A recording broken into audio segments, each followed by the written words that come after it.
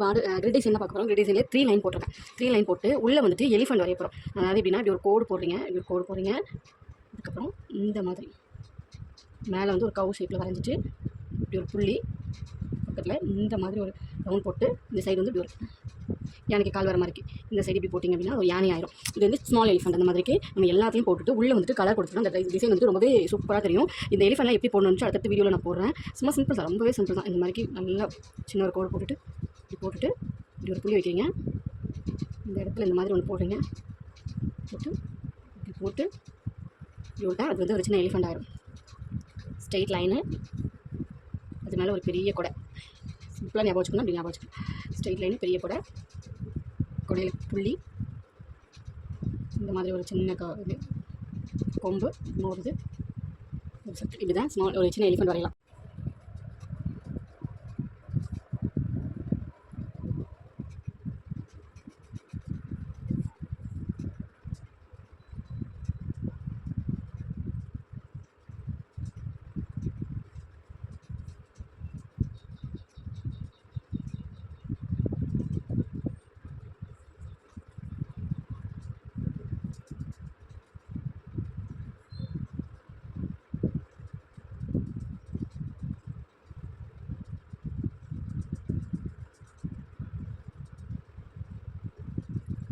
இப்போ என்ன பண்ணணும்னா இந்த ஃபுல்லாக பார்டரை வந்து கொஞ்சம் திக்காக கொடுக்கணும். திக்காக கொடுத்தீங்கன்னா பார்டரை வந்து திக்காக கொடுத்துட்டு உள்ளே மட்டும் கலர் கொடுக்க போகிறோம். அதாவது எலிஃபண்ட்டுக்குள்ளே இல்லை, பாக்ஸுக்குள்ளே ஃபுல்லாக கலர் கொடுக்க போகிறோம். கலர் கொடுத்தா இப்படி வரும் பாருங்க. ஃபஸ்ட்டு வந்து இந்த எலிஃபண்ட்டை கலர் கொடுத்து பார்டரை ஹைலைட் பண்ணால் தான் அந்த எலிஃபண்ட் வந்து நல்லா தெரியும் எனக்கு. அதை பண்ணி விட்டுட்டு ஃபுல்லாக வந்து கலர் கொடுக்குறோம். இப்படி கலர் கொடுத்துட்டீங்க அப்படின்னா ரொம்பவே பர்ஃபெக்டாக தெரியும். அதாவது இந்த பார்டர் கொடுக்கக்கூடாது, உள்ளே மட்டும் கொடுக்கணும். இந்த எலிஃபண்ட்டுக்குள்ளே உள்ள பார்டர் மட்டும் கலர் கொடுக்க போகிறோம் நம்ம.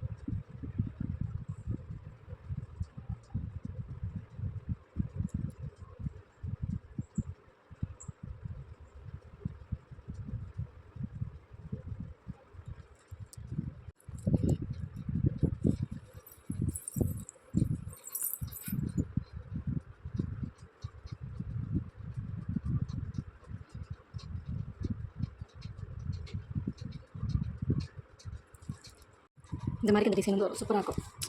நம்ம வந்து இந்த இடத்துல போடும்போது நமக்கு நல்லாவே அழகாக அந்த டிசைன் வந்து சூப்பராக இருக்கும். அடுத்த ஒரு டிசைன் பார்க்கலாம். அடுத்து இதே போல் நம்ம பாக்ஸ் வந்து போட்டுக்கோம். இந்த மாதிரி டிசைன் போட்டுட்டு நேற்றுக்குள்ள டிசைன் வந்துட்டு நம்ம வந்து இந்த மாதிரி ஒரு லைன் போட்டு ஹம்ஸ் போட்டோம். இன்றைக்கி என்ன பண்ண போகிறோம்னா உள்ள பாக்ஸ் ஃபுல்லாக நம்ம ஹம்ஸ் போடுறோம்.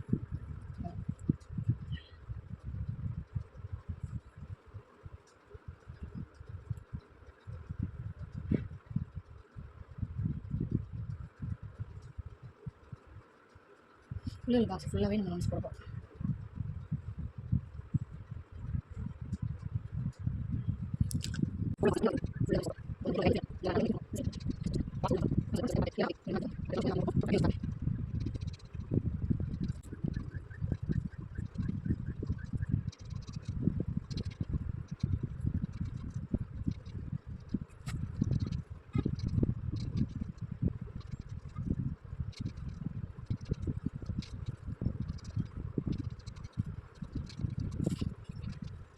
இந்த டிசைன் வந்து ரெக்கார்ட் ஆகலை. இதே போல் 2 லைன் போட்டுட்டு உள்ளே வந்துட்டு இதுக்கு எலிஃபண்ட் போட்டோம். இதுக்கு வந்துட்டு நம்ம லீஃப் மாதிரி ஒரு திலேவ ஷேப்பில் ஒன்று போட்டுறோம். அவ்வளோதான். இவ்வளோ வந்து பார்டர் டிசைனு. இன்னும் நிறைய டிசைன்ஸ் இருக்குது. நெக்ஸ்ட் பார்த்துட்டு இருக்கலாம்.